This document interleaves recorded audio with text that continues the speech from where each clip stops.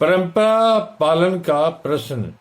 तब फरीसी और कुछ शास्त्री जो यरूशलेम से आए थे उसके पास इकट्ठा हुए और उन्होंने उसके कुछ चेलों से अशुद्ध अर्थात बिना धोए हाथों से रोटी खाते देखा, क्योंकि फरीसी और सब यहूदी पूर्वजों की परंपरा पर चलते हैं और जब तक भली भांति हाथ नहीं धो लेते तब तक नहीं खाते, और बाजार से आकर जब तक स्नान नहीं कर लेते तब तक उसे नहीं खाते।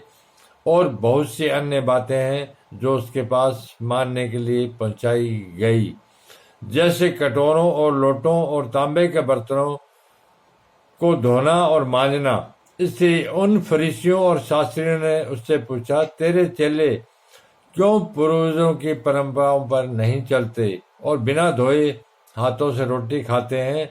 उसने उनसे कहा, यशायाह ने तुम कपटियों के विषय में बहुत ठीक भविष्यवाणी की, जैसा लिखा है, ये लोग होठों से तो आदर करते हैं पर उनका मन मुझसे दूर रहता है।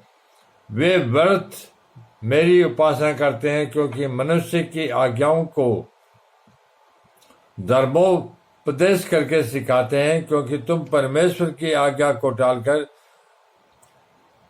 मनुष्य की रीतियों को मानते हो।